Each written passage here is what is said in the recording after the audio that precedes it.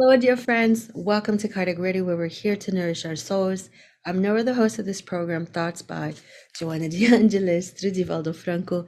In this beautiful book, it's us getting weekly messages that inspire us and that really put us to think. And above all, what can I do, right? What can we do to keep learning and growing and just being amazing, right? Children of God. So, Joanna says for today's message, those who think rightly find themselves, others, and God, right? So, here the big question is, what do we mean by think rightly? What is Joanna trying to get to us, right? And how does that come in the picture? Finding ourselves, others, and God, and what that means.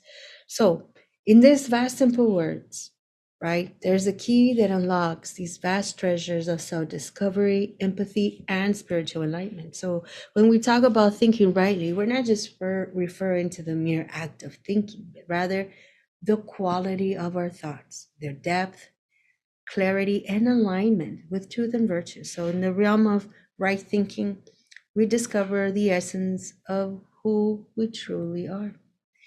Each of us is a masterpiece, a unique expression of the divine, of God. Yet all too often we lose sight of our true selves in everyday distractions and noise. We become entangled in the web of expectations, comparisons, and self doubt, losing touch with the beauty and brilliance that resides within us. And when we think rightly, when we silence the inner critic and listen to the whispers of our hearts, we begin to unravel, right, these layers of our essence. We come to recognize our innate worth, our boundless potential, and our inherent connection to something greater than ourselves. What a beautiful thing, right?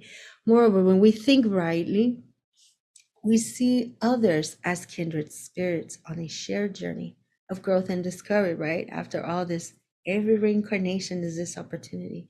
We recognize the humanity in each person we encounter, embracing their joys, their sorrows, and aspirations as our own. Empathy becomes our guiding principle, and compassion our guiding light.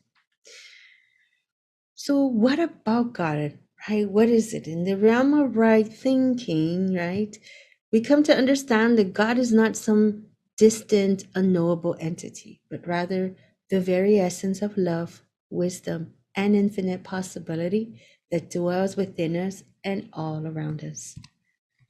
We realize that every moment, every experience and encounter is an opportunity to commune with divine, with God, the mentors, right, with the light, to get a glimpse of the beauty of creation and the majesty of this universe. So let's strive to think rightly, to awaken to the truth of who we are, to embrace our interconnectedness with all humanity, and to open our hearts to the presence of God in every aspect of our lives. So we might think this think rightly.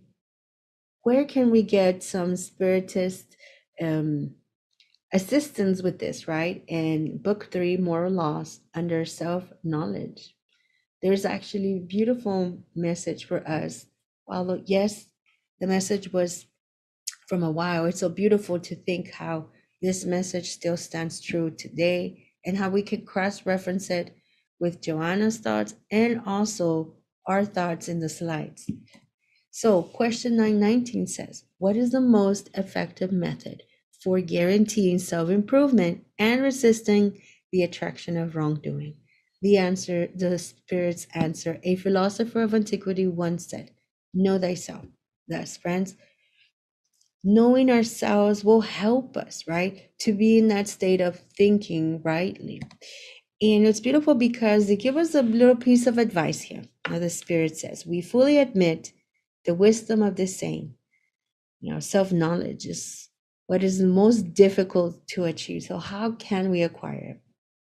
I do what I myself used to do during my life on earth, the Spirit advises. At the end of each day, I would assess my conscience, review everything that I had done, and I would ask myself whether I had failed in some duty, whether someone might have reason to complain of me.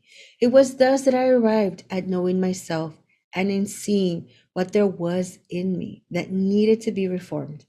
If you review all your actions and every day, evening, asking yourself whether you have done good or bad and praying for enlightenment from God and guardian angel, you would acquire great strength for self improvement because God would assist you. So, as we finalize this section um, for this question, it says, ask yourself these questions. What have you done? What was your aim? Whether you have done anything that you would find fault for in another, or whether you have done anything that you would be ashamed to admit.